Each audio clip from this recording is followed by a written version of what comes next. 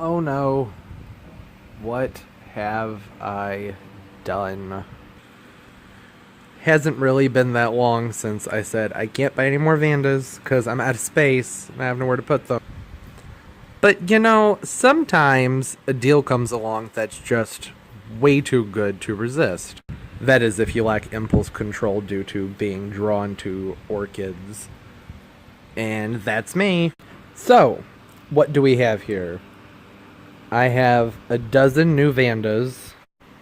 These are from Motes Orchids. They are the quarter Terete. The quarter Terete, you can see, are more folded, much more narrow leaves. This is with the semi-Terete also.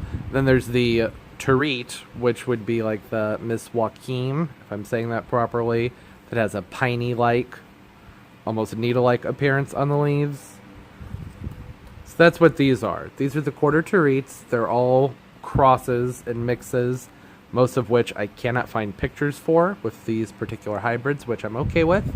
I'm excited about that because it just gives me something more fun to look forward to. One of the things that appealed to me the most about these particular orchids is that they can take full sun.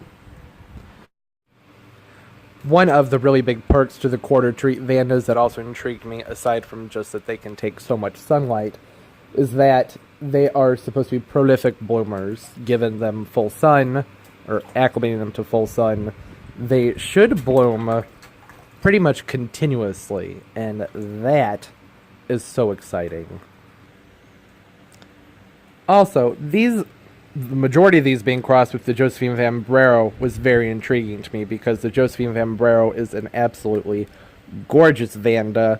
I believe Blanca Acostas, she has a video about her Vanda Josephine Van Brero, and I'll link that in the description so you can see what hers looked like when it bloomed. I'll also post pictures, but it's just one of my favorite flower types. It's almost like a coral sunset, just beautiful tropical flower, and that should show through in the variations amongst these crosses. And I'm really interested to see how that cross shows with the Coltana blue and the Pat's Delight blue, with the contrast of the two parent plants. All of these guys arrived looking pretty good. There is a fair amount of desiccation in the roots, but I am going to attribute that to them being in a package for nearly 5 days. Motes ships their orchids out on Thursdays, and this was a holiday weekend, and with the 2 to 3 day shipping, you know, that's not necessarily guaranteed, so they didn't arrive to me until the following Tuesday, and that's not the fault of Motes. It just happens. So there are lots of dead ends here to clean up. I'm not really concerned about it because there's also plenty of healthy roots on just about all of them. There are a few of these guys that don't have a lot as far as roots going on with them. This guy you can kind of see hidden under here. But they have enough. They'll be okay. These are cuttings that have been rooted. These aren't like they just ripped them off the plants and sent them. These were prepared and ready to be sent out and sold. They look good. I feel I should also note that I would not typically keep Vandas on top of a piece of plexiglass because that underside is not porous and therefore not breathable, and Vandas do not like to stay wet. But this was the best way I could find to set them up with the purpose of being able to film them. In the future, I think I'm going to get a big piece of egg crate or the diffuser that goes into the fluorescent lighting to put them on until it gets warm outside, and I'm going to do some fun mounting things with these guys. They need lots of air circulation. It was an amazing deal. You get 12 Vandas. There's 6 different varieties, 2 of each. The first of all of these, the fish just started eating and distracted me, is a cross that is the Josephine Van Brero crossed with the Pat's Delight blue. Like I said, I haven't really been able to find pictures for these, so I will put up pictures of the Josephine Van Brero here, and then the cross over here. So Pat Delight's blue will be over there. One of the others, is the Josephine Van Brero crossed with the Coltana Ruby Red. This one came with a little hang tag picture, which looks really pretty, but it's distorted by the grow light, so I will still post something there. And then there's the Josephine Van Brero crossed with the Coltana Blue. I think that's going to be very pretty. The Vanda Josephine Van Brero crossed with the Vanda Dr. Anik. The Josephine Van Brero crossed with the Sucasemron Spots. Also, I think that one's going to be very, very pretty. And finally, we have the PVA Nellie Morley crossed with the Vanda Sucasemron Red. And this is the only picture I can find for that anywhere. It looks like it's going to be a pretty fuchsia, magenta-y, nice-looking flower.